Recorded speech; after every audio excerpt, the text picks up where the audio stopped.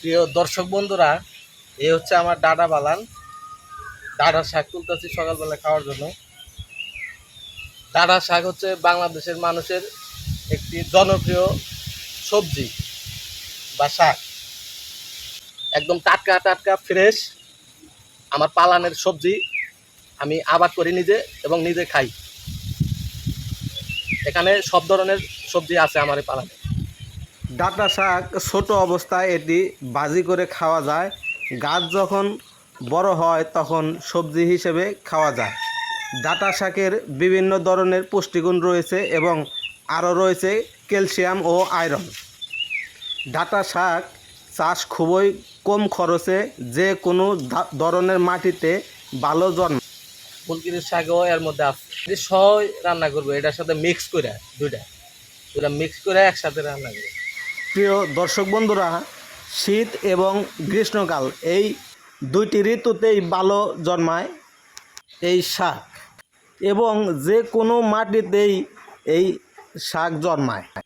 তাই বাংলাদেশের যে কোনো জেলাতেই এটি হয়।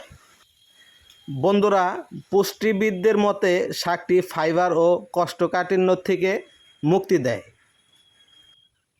ডাঁটা শাকের আয়রন ত্বক ও চুলের যত্নে প্রচুর পরিমাণে কার্যকরী ভূমিকা রাখে।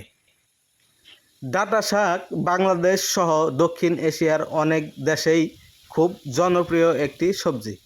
সুস্বাদু এই শাকটি শুধু মুখেই মিষ্টি নয়, শরীরের জন্যও অত্যন্ত উপকারী। ডাঁটা শাকের পুষ্টিগুণের কারণে এটি আমাদের দৈনন্দিন খাবারের তালিকায় অন্তর্ভুক্ত করা উচিত। ডাঁটা শাকে বেশ কিছু সুবিধা রয়েছে, যার মধ্যে প্রথমটি হলো এটি রোগ প্রতিরোধ ক্ষমতা উন্নত করে।